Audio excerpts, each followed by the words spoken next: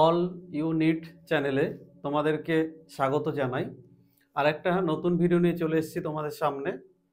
Already আমি আগে একটা ক্লাস 10 ভূগোলের সাজেশন দিয়েছি প্রাকৃতিক ভূগোলের উপরে।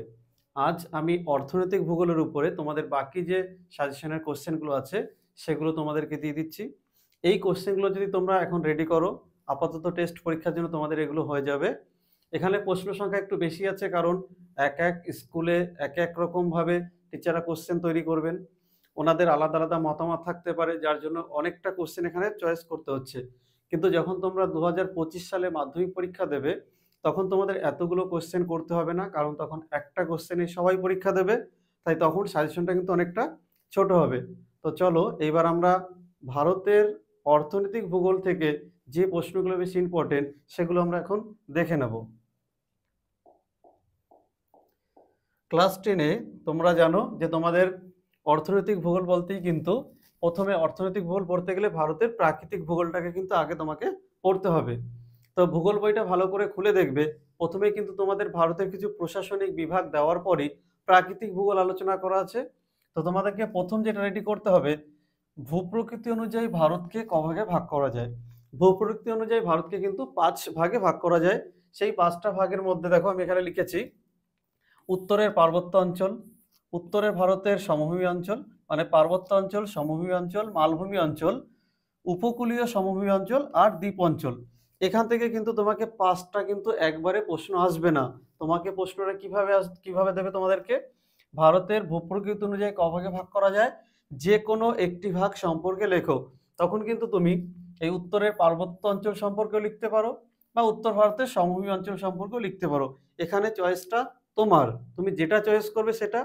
আর যদি কোনো কারণে তোমাকে উল্লেখ করে দেয় যে ভূপ্রকৃতি অনুযায়ী ভারতকে কভাগে ভাগ করা যায়, তার মধ্যে উত্তরের পার্বত্য অঞ্চল সম্পর্কে যা যেন লেখো, তখন কিন্তু তোমাকে ওই একটা প্রশ্ন অ্যাটেন্ড করতে হবে। না হলে তোমার খুশি মতো তুমি যেটা খুশি অ্যাটেন্ড করবে তাহলে কিন্তু হবে। তাহলে এখানে তোমাকে এই 5টা প্রশ্ন কিন্তু এখানে রেডি করতে হবে। নেক্সট, প্রস্থ বরাবর হিমালয়ের শ্রেণীবিভাগ করো, বা প্রশ্নটা আমি লিখেছি প্রস্থ বরাবর হিমালয়ের ভূপ্রকৃতি, অর্থাৎ প্রস্থ বরাবর হিমালয়কে কভাগে ভাগ করা যায়। তোমরা যারা পড়েছো অলরেডি জানো যে প্রস্থ বরাবর বলতে কোনটা বলা হচ্ছে, হিমাদ্রি, হিমাচল, টেথিস। বোঝা গেল?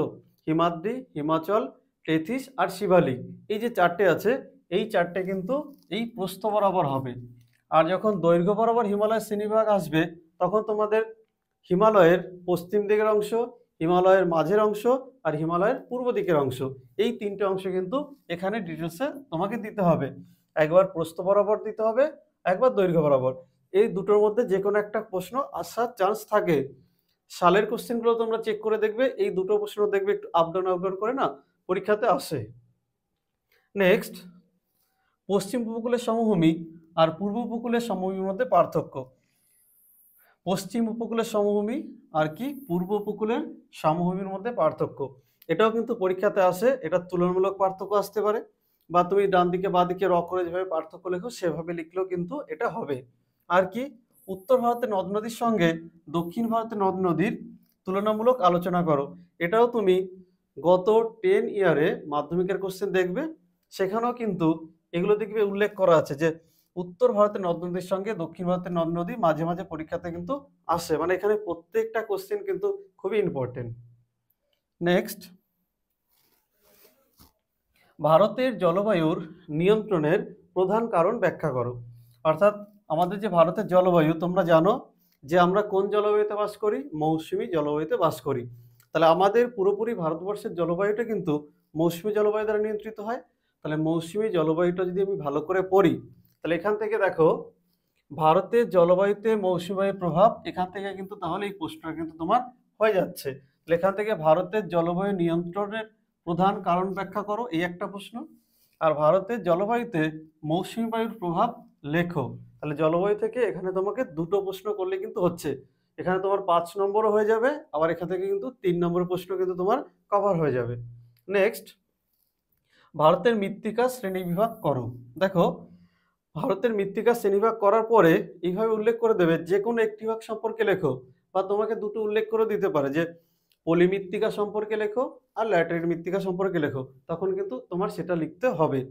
তাহলে যদি উল্লেখ করে দেয় ভালো, আর যদি উল্লেখ করে না দেয় তাহলে তুমি সবসময় চেষ্টা করবে ল্যাটেরাইট আর পলিটা লেখার, কারণ ওটা অনেকটা ভালোভাবে লেখা সম্ভব। যাই হোক, এখান থেকে এই প্রশ্নটা করলে হবে। ভারতের স্বাভাবিক উদ্ভিদের শ্রেণী বিভাগ করে যে কোনো দুটি ভাগ সম্পর্কে লেখো। আগের বছর যদি এখান থেকে প্রশ্ন একটা এসেছিল, তাই এই প্রশ্নটা একটু কম ইম্পর্টেন্ট হলে তবু এটা তোমরা টেস্ট পরীক্ষা বলে কিন্তু তোমরা এটা রেডি করবে। ভারতের স্বাভাবিক উদ্ভিদের শ্রেণীভাগ করে যে কোনো দুটি ভাগ, অর্থাৎ তুমি লিখতে পারো ক্রান্তীয় পর্ণমোচী বা ম্যানগ্রোভ অরণ্য বা তোমার চিরসবুজ অরণ্য, এই জাতীয় যে কোনো দুটো এখান থেকে পয়েন্ট লিখলেই কিন্তু তোমার এই প্রশ্নটা কভার হচ্ছে। নেক্সট, ধান গম, এখান থেকে আগের বছর তোমাদের ইক্ষু চাষটা চলে এসেছিল, তাহলে কৃষি থেকে একটা ফসল প্রত্যেক বছরই থাকে।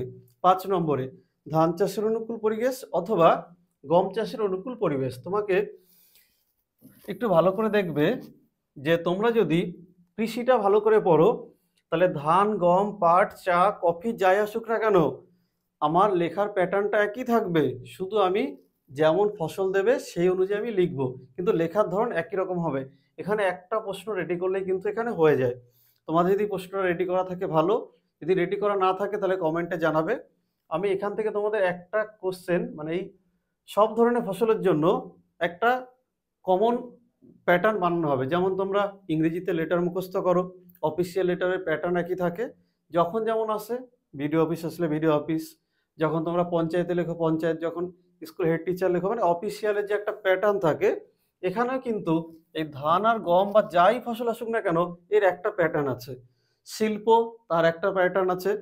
অলরেডি দেখবে আমার আগের ভিডিওগুলোতে যদি তোমরা যাও, মোটামুটি একটু আগের দিকে মানে একটু ব্যাকের ভিডিওতে যাও, সেখানে দেখবে ধান আর একটা শিল্পর উপরে, মানে একটা শিল্পর উপরে একটা ভিডিও আছে, একটা কৃষির উপরে ভিডিও আছে। ওই ভিডিওগুলো যদি দেখো তাহলে এই প্রশ্নগুলো না তোমরা ওখান থেকে পেরে যাবে। নেক্সট, ভারতের শিল্প গড়ে ওঠার ক্ষেত্রে কাঁচামালের প্রভাব আলোচনা করো। এটা 3-4 বছর পর পর আসে, প্রত্যেক বছর আসে না। পূর্ব ও মধ্য ভারতে লৌহ ইস্পাত শিল্প আর পশ্চিম ভারতে পেট্রো রসায়ন, এই দুটো কিন্তু খুবই ইম্পর্টেন্ট কোশ্চেন। অর্থাৎ পূর্ব মধ্য ভারতে লৌহ ইস্পাত শিল্প গড়ে উঠেছে কেন, এটা একটা ইম্পর্টেন্ট কোশ্চেন। আর একটা কি বললাম, পশ্চিম ভারতে পেট্রো রসায়ন শিল্প গড়ে ওঠার পেছনে কারণ কি। আগের বছর কার্পাস বহন চলে এসেছে, তাই তুমি এবছর ইম্পর্টেন্ট প্রশ্ন হিসেবে এই দুটো শিল্পকে কিন্তু ধরে রাখতে পারো। এই দুটো প্রশ্ন পরীক্ষাতে আসার চান্সটা বেশি আছে।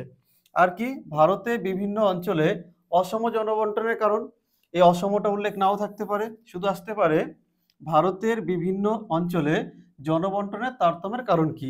এটা 5 নম্বরের প্রশ্ন। এটাও কিন্তু 2025 সালে তোমাদের জন্য ইম্পর্টেন্ট একটা কোশ্চেন। এটাও কিন্তু 5 নম্বরের জন্য আসতে পারে। এটা লেখাটা কিন্তু অনেকটা সোজা, আর এটা মাঝে মাঝে আসে। নেক্সট,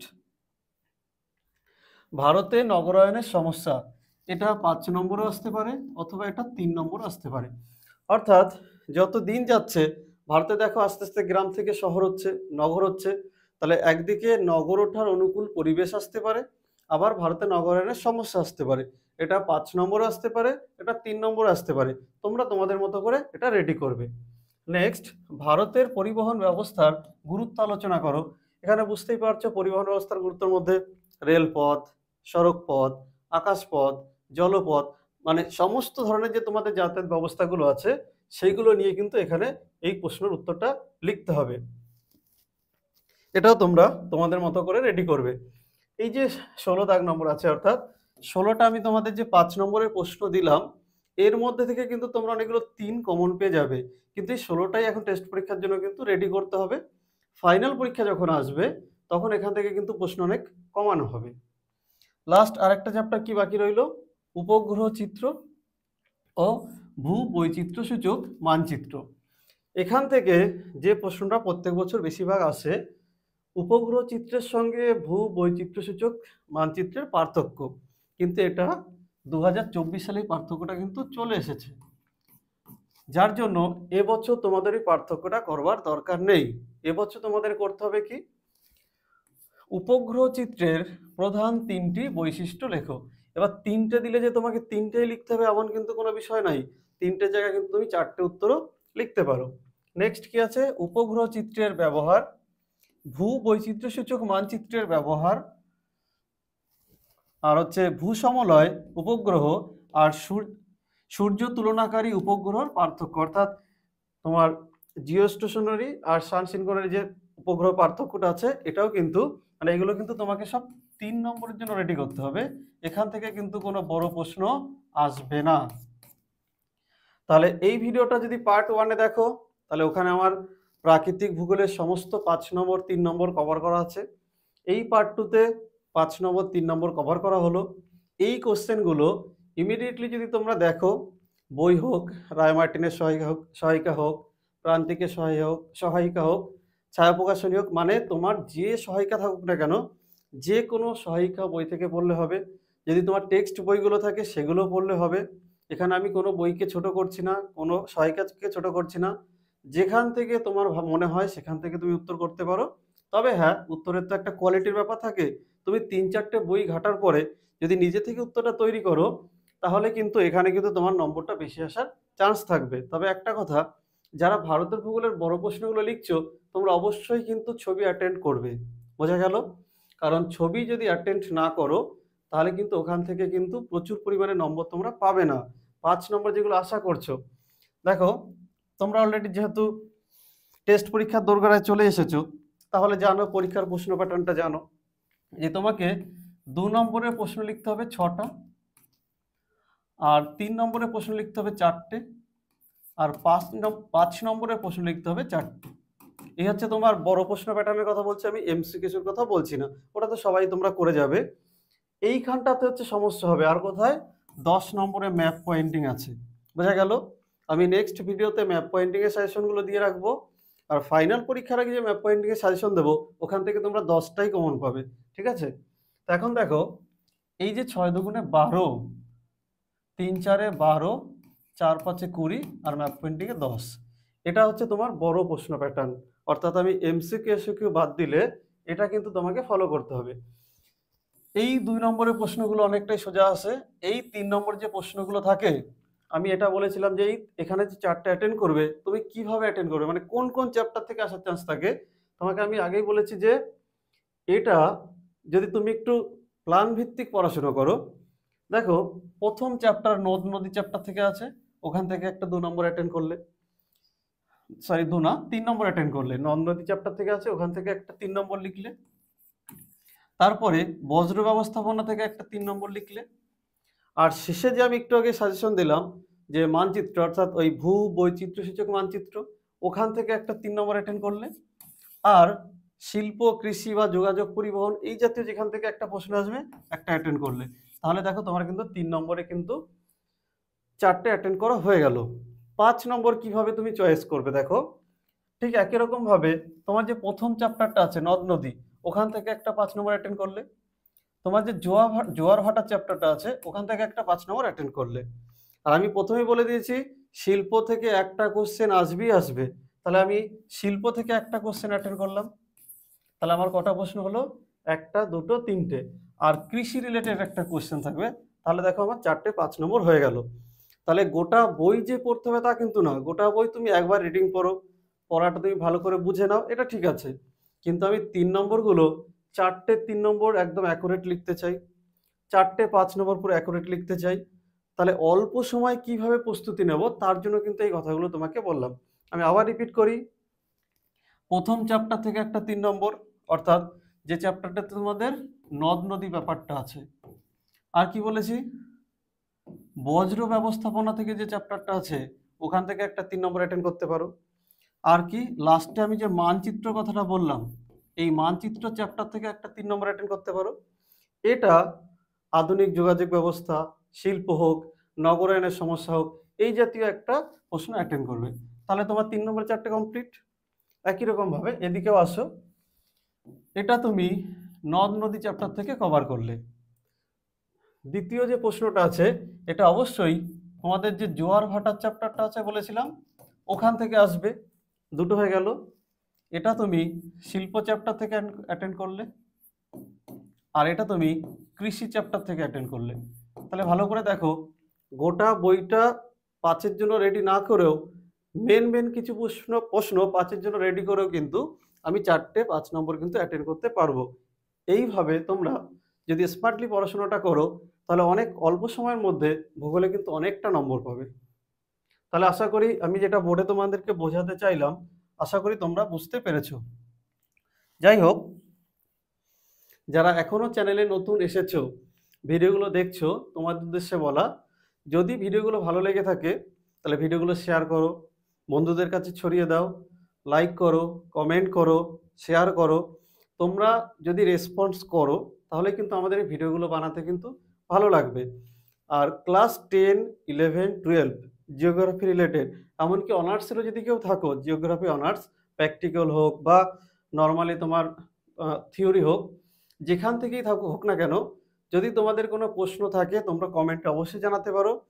যে কোনো ক্লাস 5, 6, 7, 8, 9, 10, 11, 12, কলেজে first year, second year, third year, যে কোনো ক্লাসের থিওরি হোক, প্র্যাকটিক্যাল হোক, যা কিছু যদি তোমাদের কোনো প্রশ্ন থেকে থাকে তাহলে তোমরা আমার কমেন্ট সেকশনে জানাও।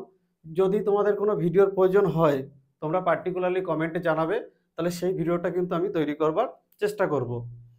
তাহলে যারা চ্যানেলে নতুন এসেছো আমি তাদেরকে আবার বলবো, চ্যানেলটাকে অবশ্যই সাবস্ক্রাইব করো। তোমরা যত সাপোর্ট করবে আমাদের ভিডিও বানাতে তত ভালো লাগবে। তাহলে দেখা হচ্ছে নেক্সট আরেকটা ভিডিওতে।